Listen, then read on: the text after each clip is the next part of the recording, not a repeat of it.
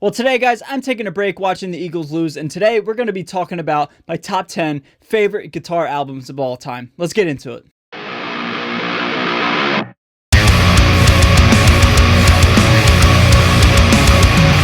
So what's going on, everybody? Thank you so much for joining me for today's video. My name's Ray. I'm a guitar player here on YouTube, and today we're going to be talking about all things guitar. So guys, I wanted to create this video today because I've yet to compile this list.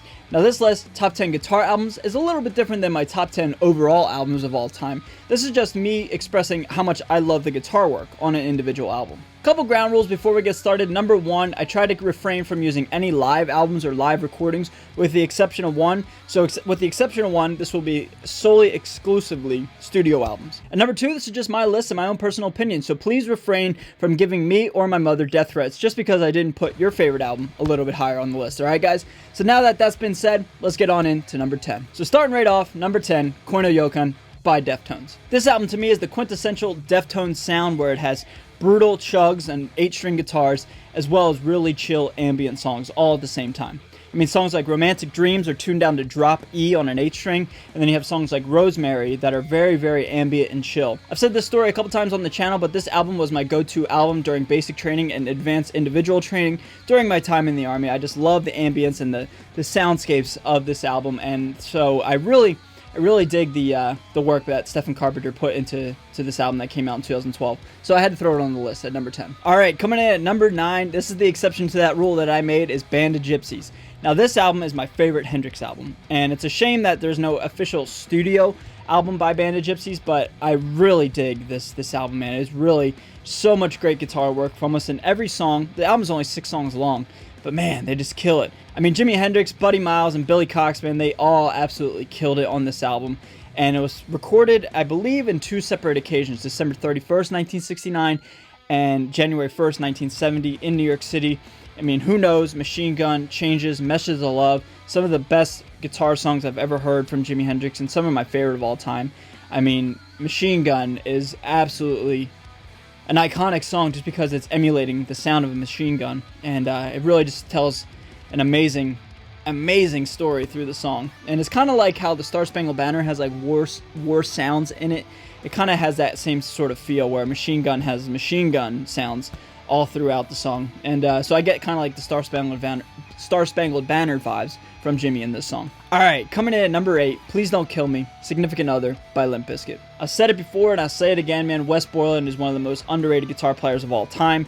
It's a shame that his band gets so much hate because the rhythm section in Limp Bizkit is really, really underrated, man. It really is, and I do get it, but I don't appreciate all the hate that Limp Bizkit gets.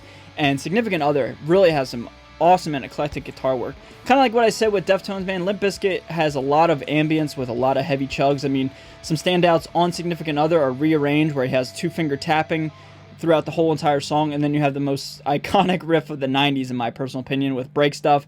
It's just a simple chord. I think it's like a tritone and then just a power chord. You know, it's such an evil, easy riff, and as soon as you hear it, it's automatically recognizable. And there's just so much great guitar work on Significant Other. Another song that stands out, Don't Go Off Wandering, with just like some really pretty, what's that called? Piezo system guitar, and then coming in with some awesome 7-string Ibanez guitar, heavy riffs right after that. I love that dynamic of having clean ambience with heavy chugs. You guys that have known my channel and know me, I've said that all the time. So I really love Limp Bizkit's Significant Other. Coming in at number 8. Okay, number 7, one of the most influential albums for me personally as a player is Sacrament in 2006 by Lamb of God. And this album really introduced me to Mark Morton and Willie Adler in the sense that I really dove into this album and I really tried to emulate the songs verbatim and play them as most accurate as I possibly could. And for me personally, this album taught me how to do triplets at random and get out of there as quickly as possible. Lamb of God is known for just having like these really extremely talented and technical polyrhythms in the middle of their songs, and Mark Morton and Willie Adler, like, they'll just throw in a triplet in the middle of a riff out of nowhere and then immediately get out of there. And then, like, as a listener, you don't really know when it's coming, and then when it does, it piques your interest. You're like, oh my god, that was just something a little bit different. At the time, their drummer, Chris Adler, would do the triplet as well with the double kick. And so for me, as a player, this is the album that I learned how to do that, like, extremely fast and extremely technically.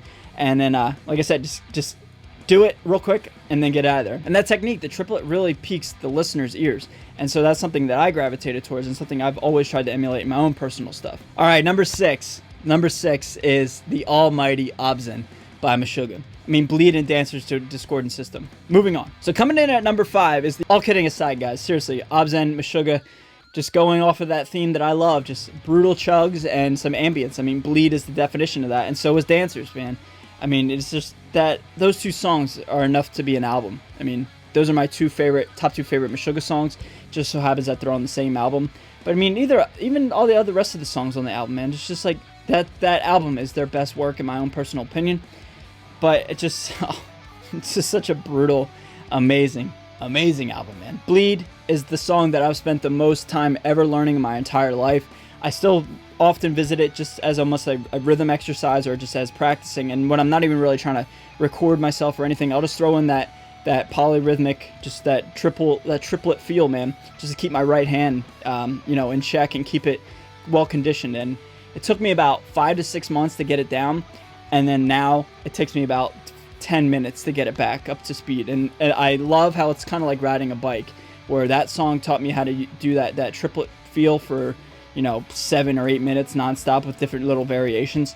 And like I said, man, it took me so long to get that part down, but I respect that song so much because it made me a better player and it made me a better rhythm player. Because like I said, man, it's like riding a bike. Now, going forward, it takes me about 5 to 10 minutes as almost like a warm-up to get it up to speed at 115 BPM, and then I'm good to go. So that song, Bleed, holds very near and dear to my heart because it took me forever to get it down, and it made me a better player. All right, now here we are, top 5. Top 5 is 2009's Constellations by August Burns Red. Now, this is the peak of the metalcore. I think my voice is cracked. This is the peak of the metalcore days, and Constellation is probably my favorite album by August Burns Red. Pennsylvania Boys, I gotta represent. It's either this one or what was that called? Rescue and Restore. But I definitely have to go with Constellation for the guitar work. I mean, songs like Mariana's Trench and Crusades, the best breakdown of all time. If you guys have not heard Crusades, it literally is the best breakdown in history. The breakdown, I think it's at like 57, 58 seconds into the song. I remember in my younger days, I had that shit memorized of exactly the right timestamp. It's just shy of a minute, I believe. If you guys have not heard that song, Crusades by August Burns Red off of Constellations, hands down the best breakdown of all time. And honestly, guys, that is the first breakdown I ever heard from August Burns Red. I showed up to August Burns Red a little late to the party. 2009 is when I found them. And that was the first song I heard by August Burns Red. And that was the first breakdown I heard from them. My friend showed me them in his garage. We played it at like an insane volume. And I've never been able to find a breakdown by any band in any sort of subgenre of metal that is better than Crusades. So I had to throw Constellations on this list just because of Mariana's Trench and because of the breakdown in Crusades. All right, number 4. Finally, Slipknot is making it onto this list, and that is Volume 3, The Subliminal Verses. Now, this is certainly not my favorite Slipknot album, but is my favorite guitar album. I mean, it has Duality, Before I Forget, Vermilion, right there. Those are the big 3. Those are the big 3 guitar songs, but even Pulse of the Maggots and 3-0, these songs in this album has a lot of different variety and a lot of dynamics. I mean, Circle is another example where it has acoustics built in for the first time. I think that's the first time Slipknot ever decided to create a somber, softer song. And then you have songs like Vermilion Part 2, more dynamics. But the 2 main reasons why I love this album is, first, it was the first time Slipknot ever incorporated guitar solos, like full-on shreddy, fast guitar solos in their songs. But this album has the best riffs in my own personal opinion. I mean, Before I Forget and Duality are the best riffs of the mid-2000s. I mean, if you want to call that new metal, I'll just call it like 2000s metal. It's like Before I Forget and Duality, those 2 riffs are like the most iconic Slipknot riffs in my opinion again. But I mean, those 2 alone are absolutely standoutish. I remember playing Guitar Hero, playing Before I Forget, man, when I heard that song on that game, as well as even before them, just like that hook, that do-do-do-do-do-do-do-chicka-digga-dap. I mean, iconic stuff. And then the huge pinch harmonics in Duality. Need I say more? So I had to throw a Slipknot album on this list. Coming in at number 4, Volume 3. All right, guys, top 3. Now we have to throw in some more classic rock. Coming in at number 3, Led Zeppelin 2. This is the first CD that I ever personally bought with my own money in 2004. 3, I believe. I was 11 at the time. So if you're playing along at home, I'm currently 42 years old, if you do the math correctly. But I think it's Led Zeppelin 2 and Led Zeppelin 4, to me, are the best Zeppelin albums of all time. And Zeppelin 2, for me, just happens to be my favorite. And as a guitar player, this album, was the album that I had when I first started to play guitar. I started playing when I was 11 years old. I had a little Ovation. It's called an Applause, which is Ovation's like Squire equivalent. And I had Led Zeppelin 2 to go along with me trying to play guitar. So like Whole Lotta Love, What Is and What Should Never Be, Bring It On Home. I mean, these songs are the first riffs that I ever learned to play. Heartbreaker's another one. And like this is one of the, not the most important guitar album for me, but one of the most important guitar albums of all time for me. Because this album, I had bought it with my own personal money just at the right time in my own life, my young life, when I was learning guitar. So I was trying to figure out how to play Whole Lotta Love and Heartbreaker and Ramble On and Living Loving Me. And it just so happens that even if I wasn't a guitar player, this album to me has the best Zeppelin riffs of all time. Top 2, guys. Now, I think you guys won't be surprised by one of them, but I think you'll be very surprised with my number 1. And I know for a fact nobody will be able to guess it, but if you want to try to play along at home, go ahead and leave your number 1 and number 2 for me down below right now. Don't cheat. And if you'd like to play along at home, put down your top 10 or top 5 or top 1 favorite guitar albums of all time. Leave it all down below and we'll have a nice friendly discussion. So coming in at number 2 is the original 1978 Van Halen. I think this album, along with several other Van Halen albums, is in everybody's top 10 guitar albums. I mean, how could it not be? There's one song, we all know what it is. It's about, 90 seconds long, 2 minutes long. This song is the most ripped off riff of all time, in my own personal opinion, and invented this motion for guitar players. This is the almighty Eruption. I really think Eruption is the most important guitar song of all time because it invented things. It invented the shredder. There was no such thing as a shredder back in 1978. There was just like the Jimmy Pages and the Keith Richardses and the Jeff Becks, but there was no shredder, man. There was no Steve Vai. There was no Tosin Abasi, no Jason Richardson. To me, in my own opinion, Eddie Van Halen is the first virtuoso, the first shredder. Now, there was incredible guitar players before that, and if you have a different opinion, that's fine. But for me, he's the first one, man. He's the one that invented the Floyd Rose. He's the one that invented the dive bomb. He's the one that invented the Super Strat. He's the one that invented the high-gain amplifiers that we all love. Because of Eddie Van Halen and because of Van Halen 1, we now as guitar players have all this incredible knowledge and tools and gear because of one gentleman. I really believe that. I really believe that to my dying day. Eddie Van Halen changed guitar forever. He invented so many different things. He invented new genres, new gear, new styles, new approaches to the instrument.